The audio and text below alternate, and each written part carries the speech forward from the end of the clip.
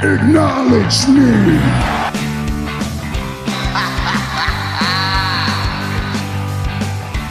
You just made the list! I am the B-E-S-T. I'm better than you, and you know it! Damn!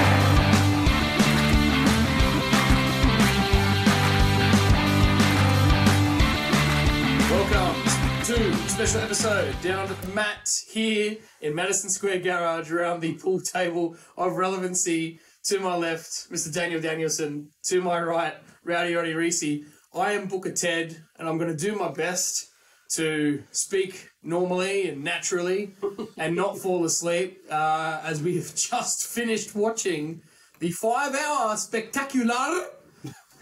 That was all in London. 81,030 people, I believe. 35. Sorry, I apologise to those 5. That was They're not going to House of Black. So we're going to try and do as quickly as possible so we can get home and get some sleep. Just for the record, we're recording this at 9:45 at night.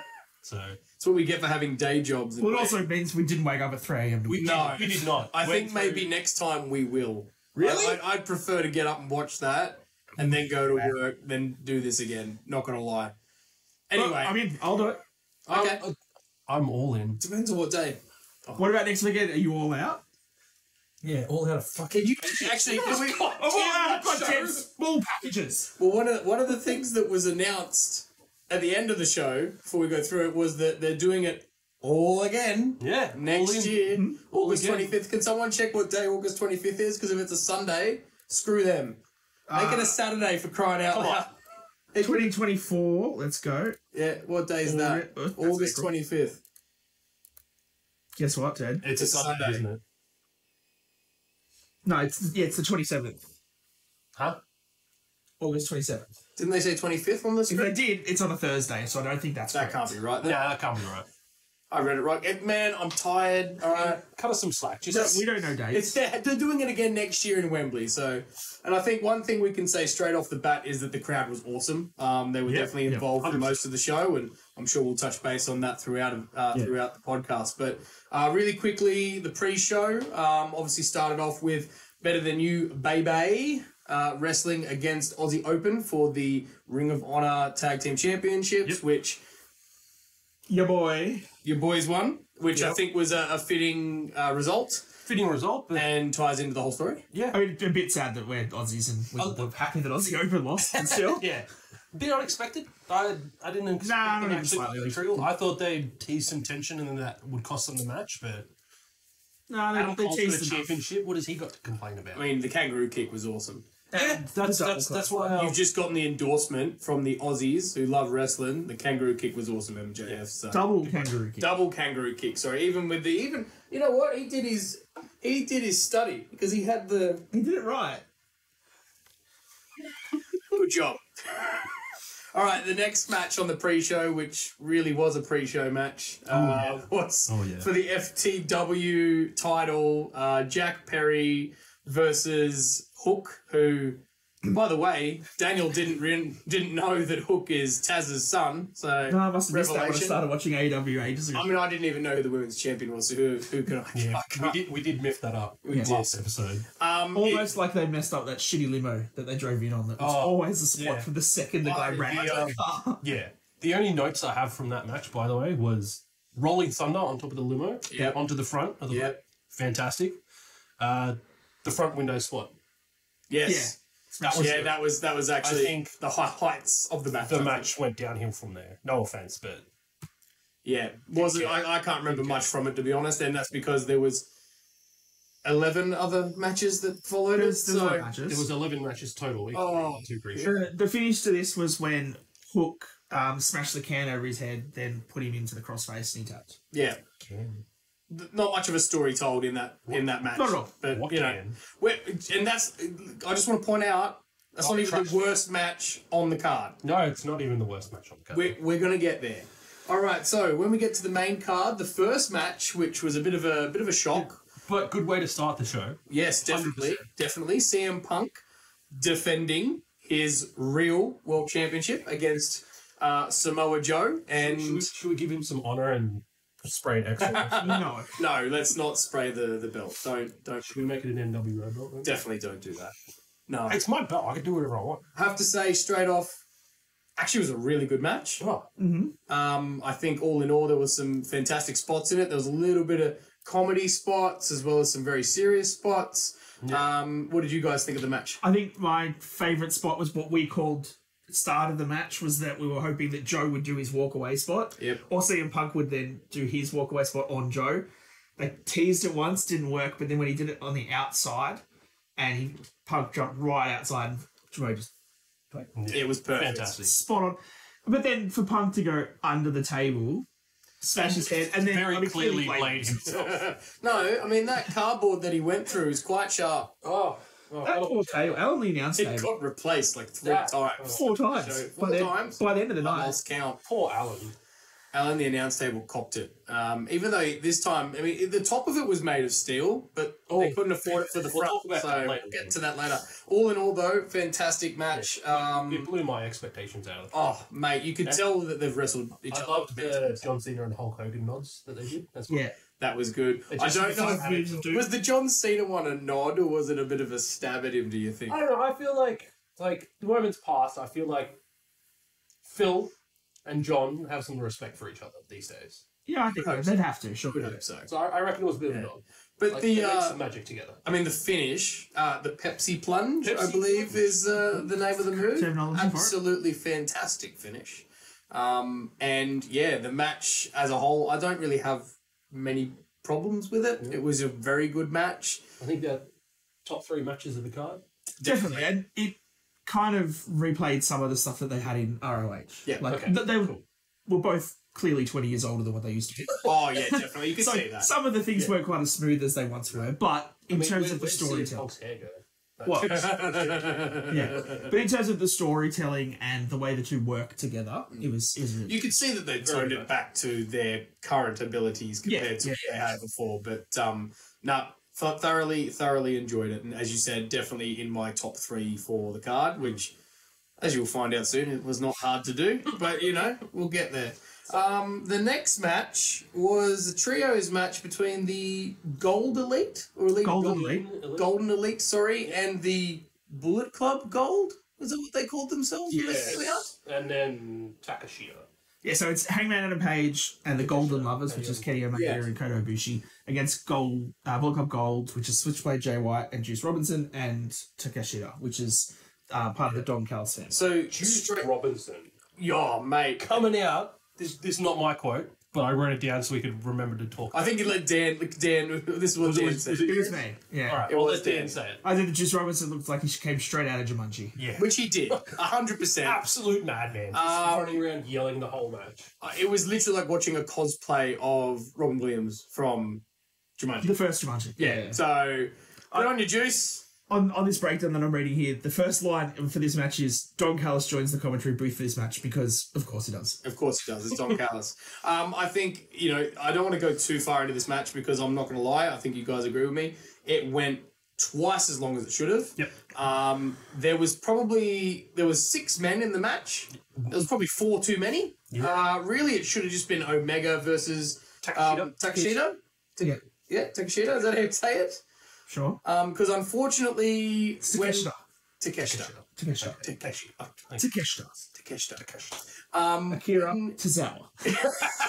I'll get Bit there. of a callback. Shinsuke Nakamura.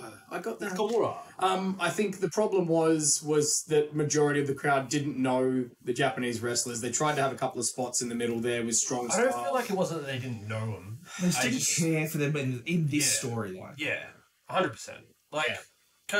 You got Kota Ibushi and that Kenny Omega connection with the Golden Lovers. Not that I've seen many of their other matches in New Japan, but you got that connection there. That got the crowd popping. But there really wasn't much to this match. Well, Bullet Club Gold have been great since they've been on AEW. They had some really good matches against Punk and Collision and things like that. All 6 of these guys can wrestle.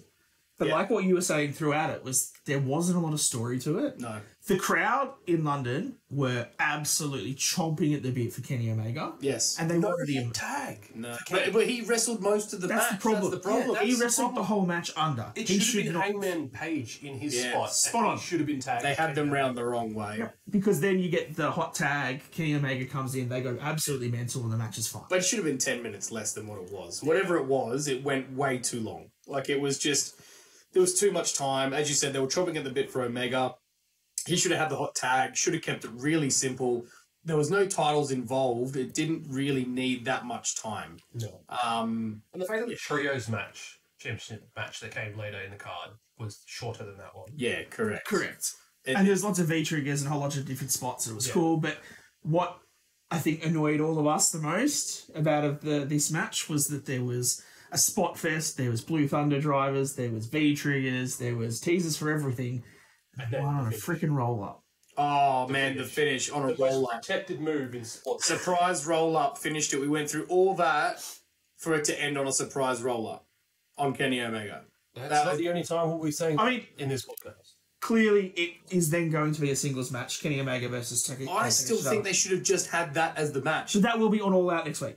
It should have just been on this one. We already had a trios match. Why do you have two of them? There was no need for it. Because this was the trios match to be a singles match. You got to pull a WrestleMania, get people on the card to get paid.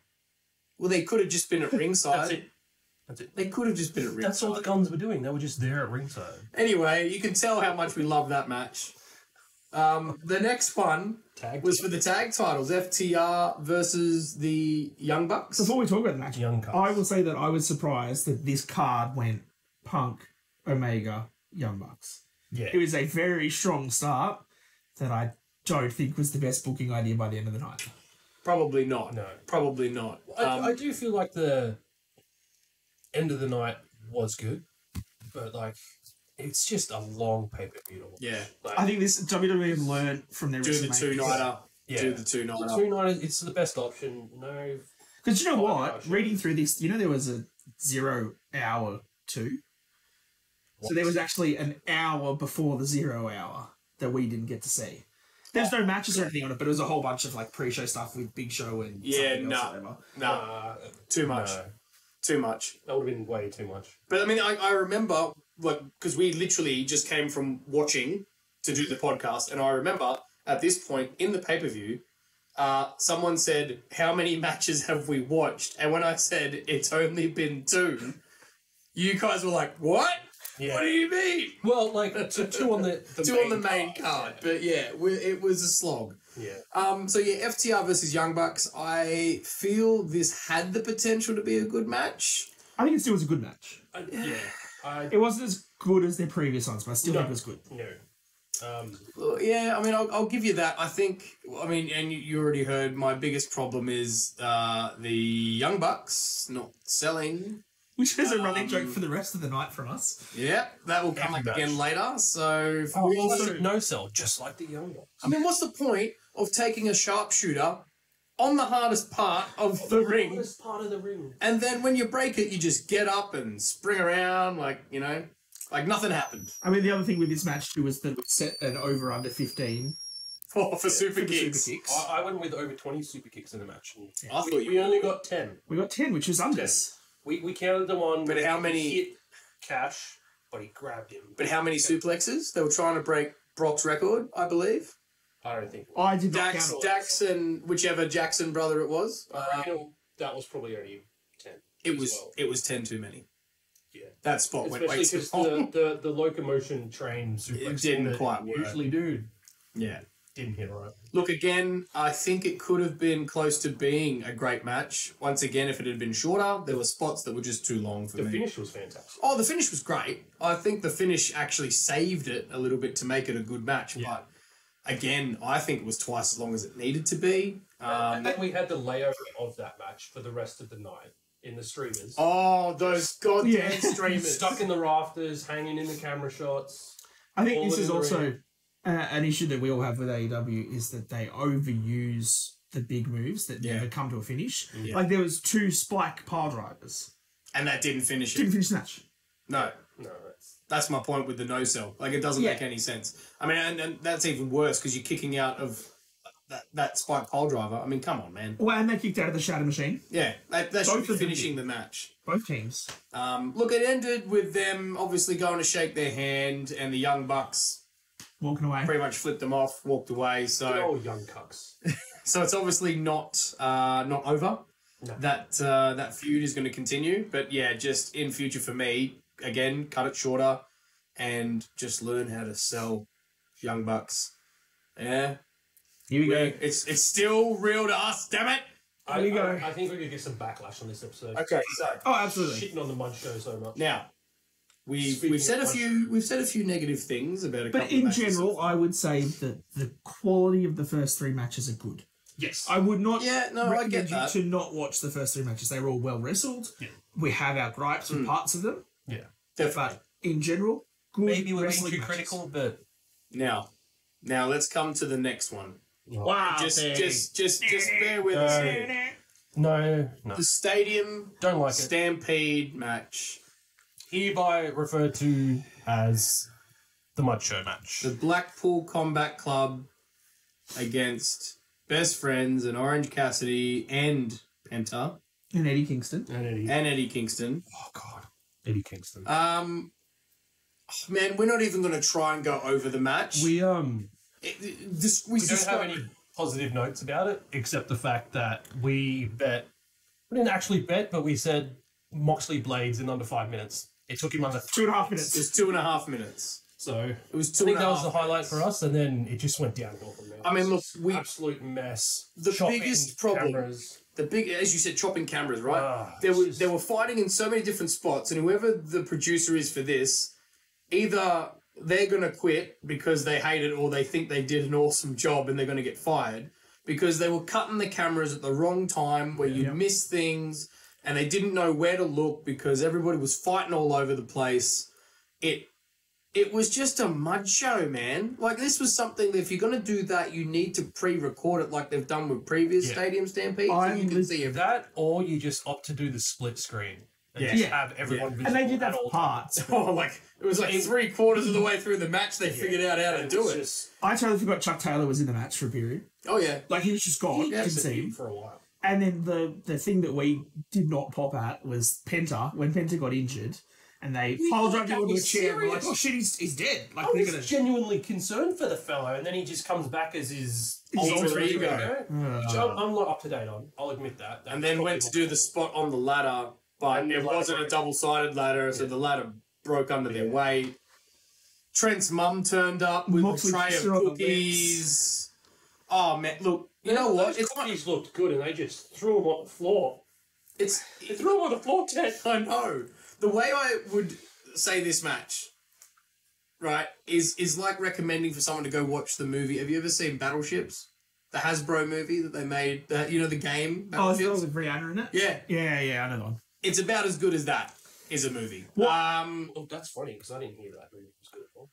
That's what I mean. That's correct. That's exactly what I mean. The mud show. The couple other things I want to touch on for this that I didn't expect to see as much usage of umbrellas as I did, but I think that may also touch to London. They were hitting each other and choking each other with umbrellas. But goddamn skewers, John Moxley. The skewers in your head, man. Don't do that skewers bit ever again. It's disgusting. And then stabbing Orange Cassidy in the head with a fork, man. Repeatedly. He was trying to juice him. It was... With a fork. You can tell Moxley dictated how this match was going to get. Oh, dude. Oh, completely. Do you reckon it was some sort of, like, crazy initiation for the Best Friends and Orange Cassidy just to get... You could tell by the end of the match, the look on Orange Cassidy's face after they won was just utter regret. Why did I do this? Yeah. Well, if you the look on his face was like... Remember when he was leaving? Because they had that smashed glass in the ring that... And it was all up his arm. And it was all... good luck getting all that out. Yeah. Because it was small, shattered glass. Yeah. Like, that was just stupid. The whole thing was stupid. I would highly recommend that. I'm sure it's going to come out in the next couple of days. Look for Jim Cornette's review of this match. Even if that's if he bothers to watch it, which I'm sure he probably won't. And if he does, I am going to love to hear what he says because I'm sure he's going to he's going to articulate it even better than we did. I think the one image that we need to stand by for the end of this match was Moxley and Kingston after they suplexed each other through a barbed wire covered table, bloody as hell, just both Giving each other the finger. Look, I'm sorry, but this for me, this really this was wrestling at its worst. It definitely really was. Is the correct terminology that this jumped the shark? Yes. I don't think Big it was time. the fact that this was halfway through the card, but after we watched this, there was a general bit of downer in the matches. And I feel really bad from that and just not enjoying sitting through that for It was placed at the worst. 25 minutes. Yeah. And then I feel really bad. I used to love matches like that, but it's just stupid. It was too much going on. Yeah. It was too much going on. There's other ways you can get everybody in and give them a payday. You know what? I used to complain about 10-man battle royals. I would much prefer a 10-man battle royal than that rubbish again. That was terrible, man. And most of the people in that match were good wrestlers too. And that's what annoys me. Claudio Castagnoli is a great wrestler. What That was not a load wrestling himself match. to that for? That was violence. That's all it was. Oh, anyway, let's move on because I think you can tell we don't really have anything positive to say about the Stadium Stampede. And the unfortunate part was that the women's title match, Fatal 4-Way, Was to follow. Who's next? had the honour of following that mud show. Which I'll give them credit. I think they followed it fantastically. Yeah. I was pretty impressed with that match. Didn't take many notes on hotspots. I think the story 1 for itself 10. that was in there, though, was good. What was my... Oh, yeah, that's right. We'll get to that in a minute. But I think the story they told between Tony Storm and Saraya and obviously you Ruby pronounce it Soho coming out, I think that was good. It gave it a story. I think in all, it was probably one of the best actual stories in any of the matches we had because it was quite solid and made sense. Well, especially the part where they were both pinning the champ. And then they got up. Like, what are you doing? Yeah, what are you doing? We Yeah, talked they got about up. this. Yeah. That's So- what was That was a nice little touch. And You don't see that very also, often. I don't know if you guys remembered when I mentioned about Saraya having her family there. Well, she came out with the entire family, which was awesome. And speaking of her family, turns out that Saraya's mum sells better than the Young Bucks. They should go and have a conversation with her and learn how to sell because she sold that she from hit Tony the Storm. deck. Oh mate, and then the Fantastic. because whenever you see that whole hold me back, Yeah. and a lot of the time it looks terrible because they're like no one's She holding me almost back. jumped so I'm over holding that myself back. barricade. Yeah, She was actually- almost gone.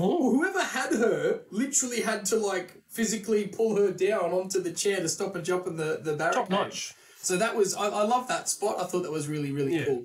But as a whole, I thought I think it was a good match. And putting the belt on Saraya and letting her win in front of her home crowd, that was No problems with that. Nah, No problems. definitely one of the better matches of the night. And considering we've been giving the women's division from AEW so much crap, I think we've got to... They finally booked their women's division better Yeah, definitely. for a match for now. We'll see how it So, goes. well done, AEW, and well done to the women because they all did their part in the match too. And yeah, thoroughly enjoyed it, I actually. think the one spot that I didn't like in that match was when Britt Baker was trying to do a submission and couldn't get Kangaroo it. Kick his Yeah. face. It was like her mouth was open several times. Just I think that's where Wicked we've man. mentioned it a few times that obviously whoever the production team are, I don't think are anywhere near as experienced as, say, the WWE team because a lot of the camera angles during the show very mistimed. Very questionable. Yeah, not the right shots to be having. There was some really great ones that they did, some great zoom in and zoom out shots, but there was a lot of times where you're like, oh, that's the wrong camera angle. You need to cutting when there's a chair shot. Yeah. Somewhere else. Talking about the camera angles, I'll bring this up that happened later in the night. This was the opportunity to bring up your camera shot of Mercedes Moné sitting in the crowd. Yes. They didn't. Not during the women's match. They stood through the main event. Why? That made no sense. This was the match. No, it was through the trios match. It wasn't even in the main. I was too, Yeah, yeah. it was the trios match later on. Who made that decision, Well, guys? Who made that decision? there was only one women's match, wasn't there? Yeah. On the whole card of 11 matches. 5 hours. Book their women's division better. Like, we've been saying it for ages. Everyone's been saying it. Sort your out, AEW. All right, let's move on because there are some positives that we want to get to somewhere. We're going to get to them. Maybe this not so one of much in the next match, though. Well, this was actually interesting because I know that some people on the podcast were not big fans of the coffin tag match. which was Sting and Darby Allin against who were they against? Swerve Strickland and Christian. I actually thought it was a very entertaining match. Yeah, It's fine. Yeah, it's fine. I don't care about Sting. Yeah. Oh, look. Hot take. Dan doesn't like Sting. Oh, yeah, I don't like Sting as much as everybody else. I don't like Sting as much as everybody else. I respect what he's done. I just What about the fact that he revealed himself as Joker Sting? That was We got Joker Sting face paint again. That was cool. I mean, I like the vignettes they do. Darby, I know you said you don't really like Darby Allin. I never said I don't like Darby. Oh, you did. I'm the one that said I didn't like Darby that much. See? You look so alike. Can you blame me for getting it wrong? It's late. It's past his bedtime. Bald. Man, let me just... This will keep me going. I think that this match was fine. It had some really nice spots. It had some brutal spots on the coffin. Oh, like Darby definitely, doing the coffin death drop onto it twice. Yes, and the dents that it took from that showed you that it was real. The fact that there was still a metal brace in the middle of that coffin, and then they continued to take bumps on it. Yeah.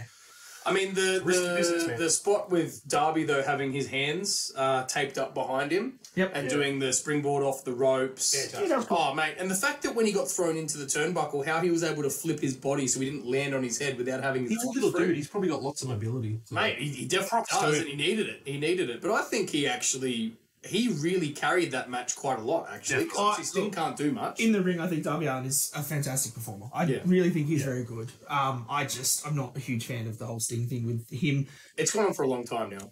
He's never really differentiated. It's been going on for like 2 years now. Well, essentially ever since AEW started. I think Sting came in like maybe just under 12 months after it started. It was pretty early on. About 12 months after. Yeah, it was pretty early on. That's when COVID hit. That's when they started doing the empty arena shows. Yeah.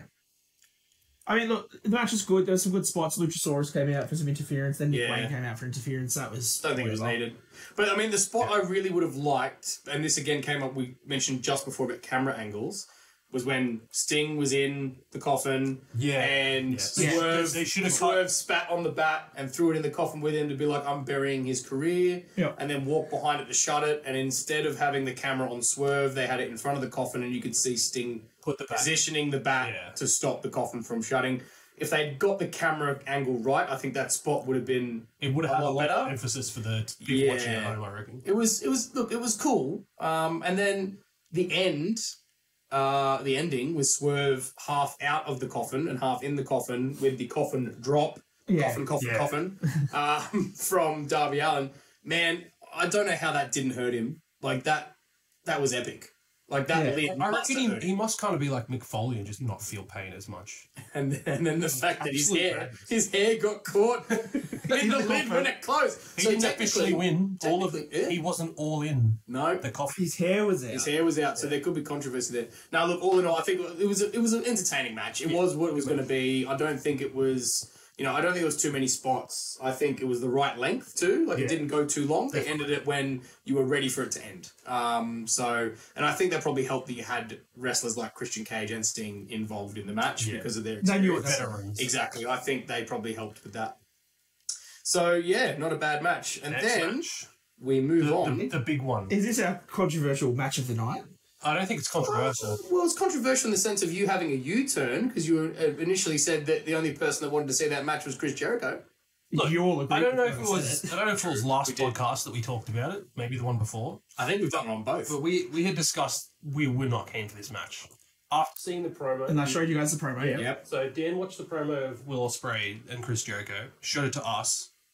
After that was the turning point. Mm-hmm. That promo absolutely sold this match. Yeah, bruv. Yeah, bruv. And I don't think you're disappointed whatsoever. Not at all. Even my initial expectations were blown out of the park. Can I just say, I actually feel it was cool that Fozzy were there to play. Yeah, no problem with it. Not necessary. I don't think Jericho needed to have the mic. He probably was just better off letting the crowd sing like they've done previously. Yeah, I agree. I don't think he needed it. Yeah, probably. Have Fozzy there playing, but just let the crowd sing. I do love the line that Spray then, used in the when Dynamite promo where he said that this is just an excuse for you to play in front of 80,000 people at Wembley and say that Fozzy is now playing at Wembley Stadium. Tick. Tick. I think you covered it off when we were doing the draft about greatest themes. Mm. Yeah, you got an honourable mention. No, live bands on pay-per-views just don't work that well. And I think we skipped over that actually, sorry, with the entrance of, was it Swerve? And No, that's a. is that, Oh, yeah. And then there's the Acclaim later on. They were good. Yeah, no. Swerve's entrance just wasn't it either. Swerve went a drive or whatever it is and doing it live. It's like, dude, don't. The timings were off. Because it was in a stadium, the audio wasn't quite as good as you normally get in the tapings. And, I think they were better off just letting it. I get it. It's cool for the spectacle. Like, you look at, when they do at WrestleMania and they had Motorhead, they had... It just it's off a lot, though, man. It's very 50-50 if it works for me. Like, there's so many you look at and go, oh, man, that wasn't good. You know? Even when they did it for Rhea Ripley the other year, I still don't think that, as much as we love Mammy, I don't think that was pulled off as well. No, it's difficult to do. But the match, Ospreay versus Jericho, much better than we anticipated. Some great spots. Jericho still showing that he can do it. I mean, there was a couple of times where the moves didn't quite pull off for what they wanted to do. Sort of some Cody cutters, dare we call them. They're Oz cutters, mate. Oh, sorry. Oz cutters. Oz cutters. But all in all, I think they told a great story. The corkscrew moonsault that was mint. To the floor was a really good spot. I think the spot in the middle where they kind of reversed roll-ups and then they did the Walls of Jericho and then they did a powerbomb and then they rolled through it again. That was a really good spot for them as well. Yeah. And like you said, it showed that Jericho can still go. Yeah. And I think that we all knew that once his ego gets out of the way and he just has a good match with someone who he is capable of having a good match with, Jericho's fine. I think we're going to get to that in a moment. The one thing I want to say before I get to that next point, Don Callis, why was he there? He wasn't needed. I think Will Ospreay and Jericho could have done quite fine in this feud without Don Callis being involved.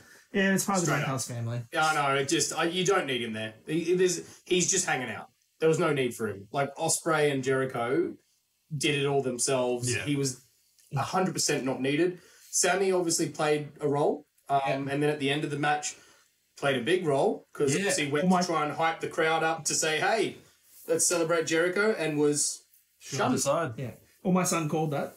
He did. As soon as he saw Sammy at the ringside with the bat, he's like, he's going to hit him with the bat, isn't he? Yeah, he did. Like, So, I mean, I'm just thinking about it now. I mean, we've obviously just finished watching and having a lot of time to mull it over. But if Jericho is going to retire, he does love Sammy Guevara. And if he's going to put him over on the way out, that could be a goer. I think that would be a good match.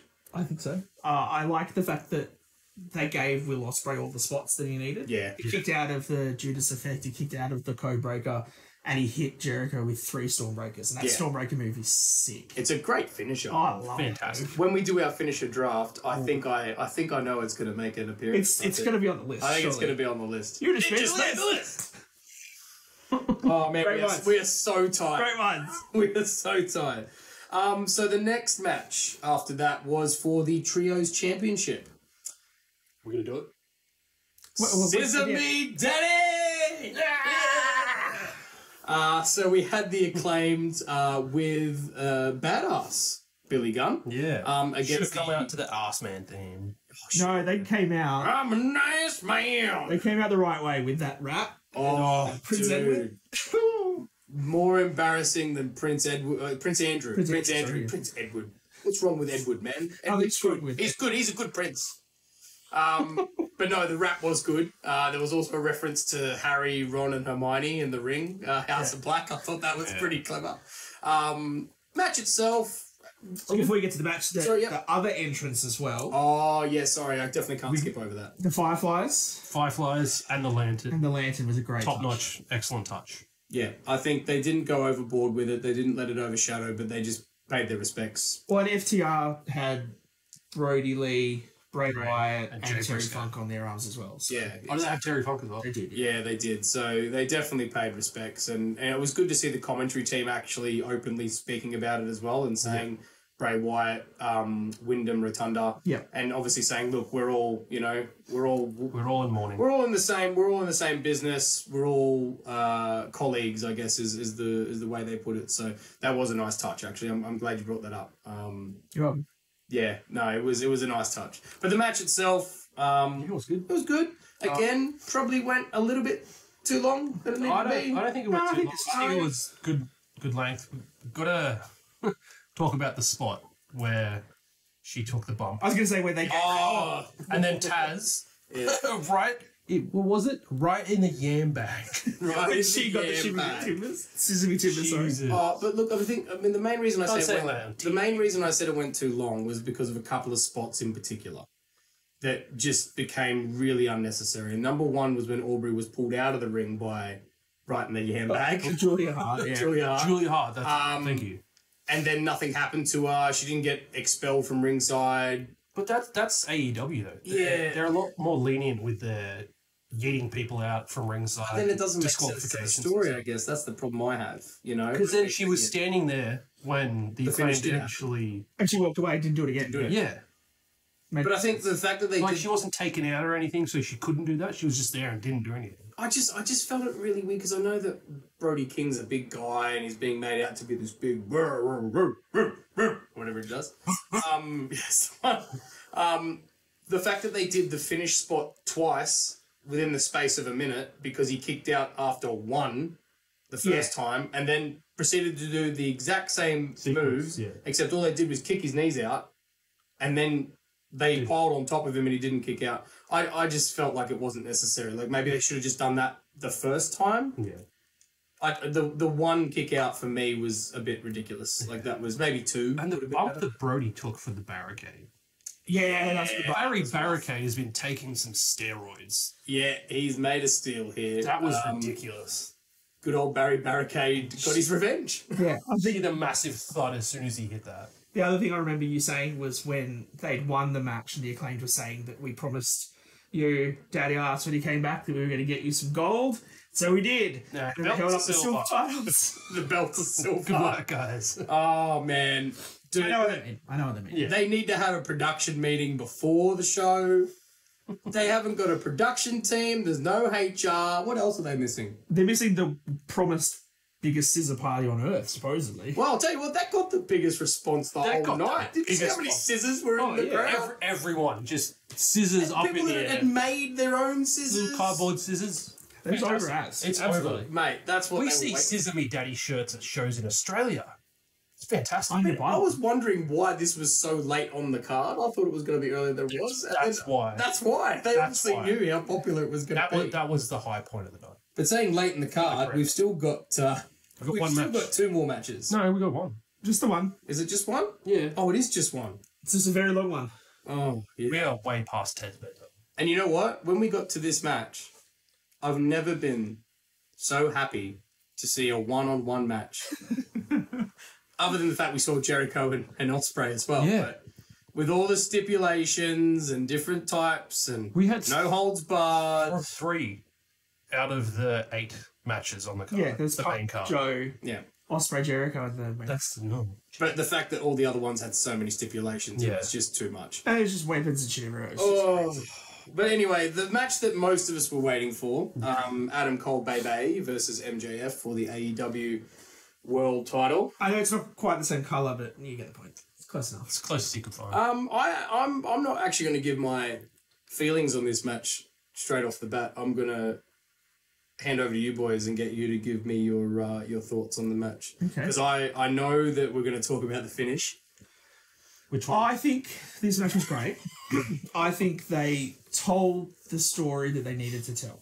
Them winning the tag titles at the start of the night meant that, you know, they came out as one half of the tag team champions. Yeah.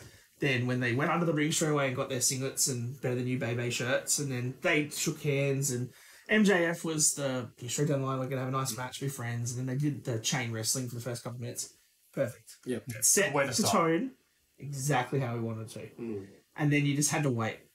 Who was going to turn? Who was going to get greedy? Who was going to make the move? It was Adam Cole. Of course. And then it just escalated from there. And Didn't MJF do the finger poke first? Yeah, but he did the Adam joke Cole, one. Adam Cole, I think there was more times like the tombstone on the table that MJF wouldn't do. But Adam Oh, did I mean, the suplex on the on the stairs. stairs. The brainbuster. I legitimately thought MJF was out of it. He sold that like a champ. And we thought, oh my God, screwy finish, count out. No way, they're not going to do it. And he beat the count. We're like, hooray for non-screwy finishes, and then right up until... And then we get the ref bump. We get the finish of the match, which was A draw. the double clothesline, but that double pin. There's way more we've got to talk about before we get to that. Oh. All the Panama Sunrise. Panama Sunrise outside. MJF selling that perfectly. Yeah, I mean, that was good. But the fact that it ended in a draw, gentlemen. Yeah. A draw. From the double close. And they both yelled it out. They called it. Double close. It was kind of a cool spot, but then the draw finish, I think, sort of sucked the air out of the crowd a little bit. Yeah. They started booing. One thing we did mention For obvious reasons. Justin Roberts is fantastic. His jacket Suit was jacket. amazing. Very Bruce Buffer of him. It was beautiful. And then obviously they had the spot where 5 more minutes. Call back to the 30 Max says no, and we think, oh, here we go. And he goes, we're gonna go until we have a effing winner at Wembley Stadium. To a Crowd massive goes pop. wild. And then, can you even remember all the spots, man? There was how many? There was another ref bump. There were 2 more refs. So there was the ref bump here, and then this was the part where the ref was down and they got the chair. The chair spot. Oh, the Eddie And then Guerrero. they were passing the Eddie Guerrero thing, and then MJF was like, all right, I'm just going to the chair. That was fun. Fantastic. And Cole was just, what do I do? Oh, he's got me. Yeah. That was spot on. That was fun. Yep. And then Bryce taking a bloody Yeah, Panama Sunrise. too. Oh yeah, he did that quite well. Props to him. And then, when MJF gets the diamond ring out, and then he can't do it, and then Ronnie Strong comes out with the title. Hit him. The jealous best friend. Yeah, with the low blow. Very cringe. It was crazy. Again, I think I don't know, because Strong came out, Adam Cole didn't do it. Then he went away, and then he came back out again to do the same thing. It just, to me, it seemed a bit... No. Why did he leave? Yeah. But And then he ran back out again. Either he should have stayed there Yeah. or just not come back. Yeah, correct. And then when Cole hits the Panama Sunrise, and then the knee to the head, and then there's the false finish, and he's got it for 12 seconds, and then Max kicks out. The match you're like, itself was fantastic. So many close finishes. This is going to be a great finish, and then he rolls him up. Surprise roll up. Oh my god! Why? 5 hours. 5 hours for of that? pay-per-view for a roll-up finish after a fake draw finish. Do better. Like we said earlier, mud show. Yeah. Look, and that's the thing. I think if you had just fixed up the finishes, the match itself was fantastic. And Yeah. the story they were telling was fantastic. Yeah. They just muddied it with all that other rubbish.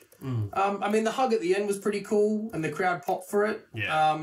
But that's maybe when Strong should have come out, not the first time. Not during the match, you mean? Yeah, come out at the end. Maybe that way, the fact that he came out that first time, ran away, and then came back again, as you just agreed with me before, it seems stupid. Like, he must have got halfway up the ramp and just hung out and then came back again. Yeah. The way at the end, though, where they sold that tension, when he goes, it's all right, we'll get the tag belts, and he gets the belts, and then the And he Cole threw it throws away. it Oh, that was good. And then MJF is like, you never were my effing friend. This was all about the title. You want nothing to do with it. Just do it. And then just turns his back on him. Great story. That was a good spot. And then, but I mean, how do the bbest friends feel about having their spot stop? You got to give the people what they want. You do. They hug it out. Maybe should they come out with Trent's mum? Maybe a feud with the best friends Hey, maybe for the instead of- ROH titles. Maybe instead of always telling WWE to hire us, we should tell AEW to hire us. Dude, so they we can do improve need to their hire product. us. You need help. You can hire these guys to do your writing. Hire me for HR. No more streamers. No more roll-ups. No more super kicks. I'm No more very grumpy skewers. because I'm tired. I'm sorry. No more skewers, please. No, look, I have to say, Tired and also slightly. the show, if we wrap it up right, it was entertaining. It was a good show. But It was a good show. too long in places.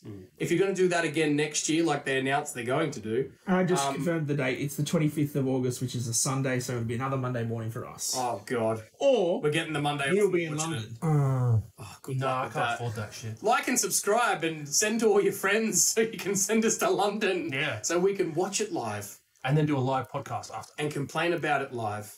Yeah. I mean, I don't really like complaining that much, but I think we have legitimate reasons and gripes, and it could have been amazing. I mean, they were very lucky they had the crowd they did. The crowd really kept going. Well, English crowds, man. Even for NXT love it, UK, don't Yeah. they But used they to kept pop going off. all night. Yeah. When the wrestlers were doing the traditional like, hey guys, give me some reaction, like clapping or hitting the mat, they got that reaction back, which was good. Like they didn't get no sold, like Young Bucks. I'm gonna keep bringing. You're never gonna I drop don't that. care. No, I'm never gonna drop. It's going to be a running joke through the podcast now. So I guess to finish off, favorite match if you had to pick one, Reese. Probably Will Ospreay versus the Ocho, Chris Jericho. Chris Jericho. Yep. And your least favorite match? Hold on, let me go back through the list here. If it's anything but the mud show, it'll be shit. It's got to be Stadium Stampede. It's gotta be Stadium There's Stampede. nothing else there that was just like as mind-numbing as that match was. I mean, I'd say the same too. Same time. But I think Any special I'll mentions? throw in the Punk and Samojo match. I think that was a really good way to start the night. It was a really good match. And I mean, the main event was fantastic in its own sense. If you, I know what I've watched lately has been on the AEW YouTube page. They've got like just a summer of the Brochachos, which is just their whole storyline between Adam Cole and MJF. Yeah. If you watch that and then this match, great 2 hours worth of your life. I'd skip the other 5 hours of the podcast. I would agree with you, and I'm going to point out that the three best matches that we've talked about were all single one-on-one matches. Fancy that. Funny that, with no weird stipulations. Honorable mention to tag match, I think. I think that's actually... Yeah. I mean, as much as we should on them Okay. for all the super kicks, I think it was actually pretty good. Yeah. It was. It definitely was no Stadium Stampede. Pre-record next time. Do you reckon Eddie Kingston actually got hit with like the wrong glass? I think he may have. reckon Made he Because I reckon He he was was the just bar. There was like a gone. fake one. Hit me with this one. And then he got hit, and his reaction was... Yeah, well, it was Yuta. So I reckon he was like... It was Yuta Wheeler kinda hit him with the umbrella, And you know and something. he didn't even sell it, and he sort of lifted his head up and went like that, and I was like, oh, that's not good. Go back and have a look at the spot yourself. You'll know what we're talking about.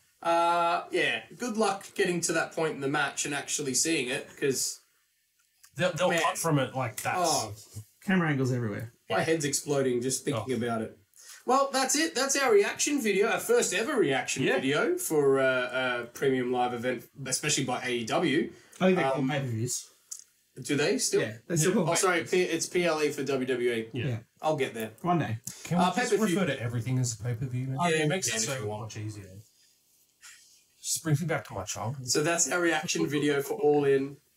We are very tired. Thank you so much for joining in. Mr. Daniel Danielson, Rowdy Roddy Reese, Booker Ted, here around the pool table of relevancy There we finish it up. in the Madison Square Garage. Sesame Daddy!